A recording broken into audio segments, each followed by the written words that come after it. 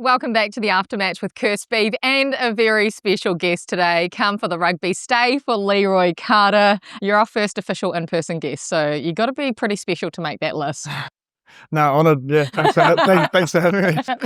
Look, I want to get straight into it. It's been an incredible year for you. There's this picture on your social media, and look, your social's not great, I have to admit, but there's a picture, and I'm assuming it's your dad drinking out of the Bledisloe Cup. Yeah, it's pretty special. I remember talking to Will, and he was talking about how it was a special moment when his old man got to drink out of it. So I was like, oh yeah, I'm going to get the old boy up there to have a skull as well. So yeah, it was a pretty special moment, especially for him, I guess. Like, he wouldn't have thought that would ever happen, I guess. So yeah, it was pretty cool. Did you ever think that this would happen? Like, you've played on the Sevens circuit for 3 seasons. You're not the youngest winger, 26. You would have been dreaming about being an All Black your entire life, I'm assuming. But did you ever think that it actually would happen when you were playing Sevens for so long? No, yeah, like you said, it was always a dream, but I never thought it was gonna happen, especially this quick. It's been a pretty crazy year for me, and yeah, but it's been cool, and it's everything that you expect it to be, I guess, when you're a kid. Like, dream come true for sure. Mate, obviously, you talked about the crazy story. It's by far, here on the Aftermatch, we say it's the best story in rugby this year. At what stage during Super Rugby, now, you've obviously always had the dream, but at what stage during Super Rugby did you think to yourself, this ain't a dream anymore? I could be an All Black the way I'm going. I'm doing well at Super Rugby. I'm scoring tries. I'm hearing idiots on shows like this one talking about me.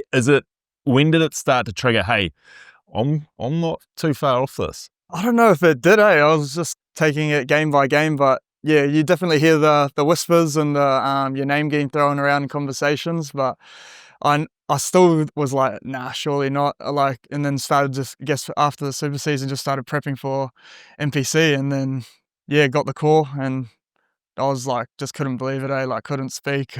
Heart started going. Yeah, it was crazy emotions, but I don't think it happened once during the season, where I was like, oh, it could happen, but I'm glad it did. Yeah. Did you see the Aftermatch's tags, like of Beaver talking you up since round 1? Yeah, got some clips on some reels that came through on the DMs. But would you say your heart started pumping with the call? You were obviously at Eden Park. Your great mate Narawa has as good a 5 minutes as you can have, and then gets injured. At what stage do you think, geez, I might be playing the world champion Springboks next week in Wellington? Yeah, well, there's still like quality wingers like in front of me, I thought, and then yeah, I was gutted for Ronzo. Yeah, great mate of mine, played heaps of rugby with him, and to see him like have a start like that and then go down, like he's had a pretty rough run, so I was pretty gutted for him. And then yeah, like I guess as the everyone started recovering, Monday came around, I was like, oh, I could possibly be in here. And then yeah, Tuesday came, and then boom, my name was up on the screen, and I was like, oh. And that's the first you knew about it? Yeah, that was the first I knew about it, and then that's when the heart really started going, and then we're like pretty much straight into training. So I guess it was a good way to just get into it straight away. But so how's about on your debut coming up against the back-to-back world champions, and like in front of you it's Cheslin Kolbe? Yeah, again, crazy. The whole week was pretty special. Got to obviously national anthem, and then straight after that I was like, don't mess up the haka. And then after the haka, you're like, oh, now I got to play 80. So it was yeah, and then not only play 80, but against the Springboks with Cheslin marking him, which is arguably the best winger in the world right now. So it was definitely thrown in the deep end to see if I can swim, but yeah, it was pretty cool. One thing I noticed right from the word go is it was Leroy Carter that we've seen play for Bay, for the Chiefs, for the Sevens. Was it a conscious decision of yours? I'm not changing anything.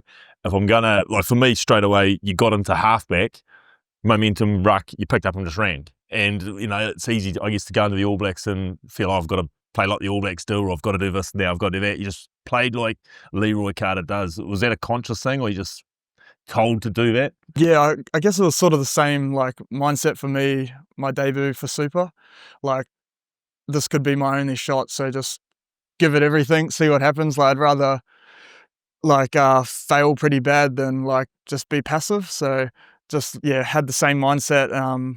Just went out there and just tried to run, get my hands on the ball as much as I can, tackle hard, and just whatever happens, happens. That was sort of my mindset going into it. I imagine for like some of the youngsters who played their debut for the All Blacks, it must be pretty damn intimidating. And then you throw in the fact that you were playing South Africa. But for you, and I don't want to take anything away, but you've played like at the Olympic Games, you've played in bronze medal matches at the Commonwealth Games, you've played on the international stage so many times in that black jersey. Do you think that that helped you in those moments that other people would have been like, whoa? Yeah, I guess it definitely helped me the whole 3 years in the sevens. Like you said, the Olympics was pretty huge. Crowds were massive. A lot of pressure. You like spend 3 years to get up to the Olympics. And so I guess you find little tools along the way. You like learn from your mistakes from those big occasions, and then but then it just goes back to just trying to nail my week. And then if I do that, then you just got to pretty much let go when you go on the field, and whatever happens, happens. So it definitely did help. One of the reasons we love the story is because 26 and you've been through every part of it as far as the sevens and scrapping around to get a spot. What did you do during those years, particularly the sevens years, where I guess people have talked about in the past, people end up in the sevens program and that's them, that's their career. One of my great mates to me, he was there for probably 15 years and he never looked like leaving it. What in your head, obviously the All Black was always the dream, you went and played unfortunately brilliantly for the Bay a couple of years. Remember skinning Waikato a couple of times when Beav was coaching? When their kicking coach obviously was targeting the wrong winger. But, you went and played NPC, and were you doing anything more than just playing NPC to make sure that 15's dream, if it ever got given you, that you were ready to take it? Was there stuff you were doing or from a training point of view, or was it always just, if it happens, then I will adjust? I guess like when I was trying to get Super Rugby like contracts and it wasn't quite working out, and then sevens gave me an opportunity to I guess it just taught me how to be like professional. Probably had too many beers most weekends when I was a young fella and didn't really get the balance right. But balance is balance. Yeah. And then but then when I came into the sevens, it was a full-time environment. I didn't have to go back to work after NPC, and just all those little things, how to look after your body, how to build into game weeks. So all that sort of stuff helped me for when I made the transition over to 15s. And it just made everything a little bit easier. You're a bit of a legend already. Like, there's so many stories going around about you. So I just want to dispel a few myths. The first one is from your head coach, Scott Robertson, who says, you are the fastest player in New Zealand. So we're claiming that that's a yes, because he wouldn't put it out there otherwise. How quick are you? Like, what's your testing times? I don't know. We haven't really done like through the lights sort of stuff. I think they might have just picked me up on a GPS. I might have been swinging the bib or something. I don't know. Had it in your car driving home. I don't think I'm quite the fastest in New Zealand, but who would have been like some of the fastest guys that you've come up against, like on the circuit? Because obviously there's quite a few playing 15s now. Are any of those guys like right up there for top end speed? Like Corey Toole for Australia was he's rapid. Marcus Moneta, who's still in the RG team, he's fast. Caleb Tangitau that I used to play with, he's rapid. We like him too. I don't know if you've seen the reels on Caleb, but you and Caleb. We could have an aftermatch back three before you know. Moses Leo was the fastest in our team. Was he? Yeah, he's rapid. It's so interesting seeing where some of your sevens teammates over the last couple of years have ended up. Moses, of course, at the Melbourne Storm with William Warbrick. But the other myth was claiming that you're a Lucy. We've obviously heard the halfback stuff, so can you play in the Lucies, halfback, outsides, and obviously in the midfield as well? Pushing it Lucies these days, but I did play I didn't make the under 15As at Tauranga Boys, so I played Lucy for a year when I was 15. But I claim to be a midfielder. I like playing midfield, but I don't know about Lucy's. Halfback though, yeah, you actually can play halfback and play like 20s. Yeah, I played NZ 20s at halfback, 19s, first 3 years of NPC. Before I got moved to the wing. Now, speaking of myths, research been done here. Talk us through, now obviously got a little bit of ink there. There's one that I think refers to your try celebrations of sweeping sweeping the broom. Can you talk us through that one? Yeah, got the broomstick here. Connor and Sarah Hiddeney run the Matakesi Rugby Club, which is a sevens invitational sevens club that I belong to. And yeah, it's just a group of mates having a couple of beers the night before a sevens tournament, going out, having fun. So yeah, I do a couple of sweets after I score just to rep the team. But yeah, boys have been hissing, like gone to Scotland, London, Dubai. Yeah, so it's a pretty cool team. A lot of fun. Now, saying on the What lot of else is on fun, this list? there's a bit of chat going around that you're quite the rapper. Is there any truth to that? And it comes with an outfit, I've been told.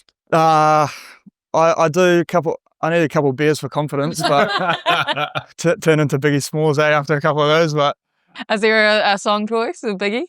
yeah, there's a NWA song which probably can't. Got a few words that comes out, but no, yeah. Very different to Beaver's song choices. Yeah, but different. But look, rapping's not my strong point.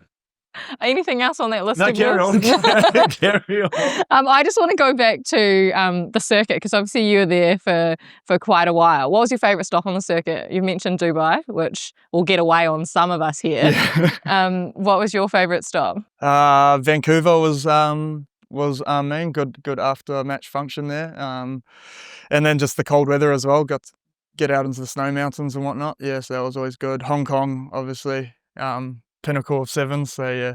What's been the biggest differences, I suppose, going from sevens into the All Blacks beast? Bigger bodies. There's some pretty big boys running around in the ABs, but the whole operation is pretty crazy. Like I was saying to you before, like big trucks roll up to training, all the kit, tackle bags, cameras and stuff. And then the management, they all got their own little job. It's like crazy, eh? A lot more intense in terms of like when you don't want to be in an All Black change room when you lose a test match. It's pretty dark place. What about, in talking about intensity, what about the week itself, coming from the sevens and obviously Bay and the Chiefs, where I'd imagine there's still, a lot of enjoyment factor, and I'm not saying it's not enjoyable in the All Blacks, but that Monday to Friday, you talk about the intensity, the amount of meetings, I'd imagine goes through the roof compared to other teams you've been in? Yeah, 100%. Yeah, the meetings are almost more nerve-wracking than the training. So you get called out, stand up, answer. My first meeting in RGA, I got stood up to answer a question, and I was just started sweating, sit back down, and I was like, get me on the training field. But yeah, there's a lot, but there's also times to switch off. We go out for dinners, catch up, which is I think it's important in those high performance environments. You got an amazing tour coming up, a Grand Slam, but they're calling it not an official Grand Slam. Have you played at Twickenham before? Yeah, we played for sevens. Obviously probably won't be as packed as it is when we go over there this time, but yeah, it was pretty cool. And we played Great Britain there as well, and it was like the crowd were just into us, which is pretty cool. Now, mate, I know you mentioned that this was a big honour, being invited to be in studio with the aftermatch side, but I think the biggest honour is about to come. You were selected by the judging panel to be a Black Magic All Black of the weekend on your debut, might I add. So that's the first time in history, isn't it? So we thought it'd be very, very poor of us if we didn't give you a little prize pack. Christmas is coming up, so if you're not a fisherman, you can put in someone's stocking. Otherwise, go catch some fish in the Tauranga Harbour. Oh, appreciate it, eh? What an honour again. Tell Fletcher Newell's medal is coming. He's got a medal for Super Rugby. Yeah, it's coming. It's coming. Thank you so much for coming in. We appreciate it. We've loved watching you this year. We know there's so much more to come as well. So we'll sit there like little proud friends. Can we be friends? Yeah, we're friends of the aftermatch.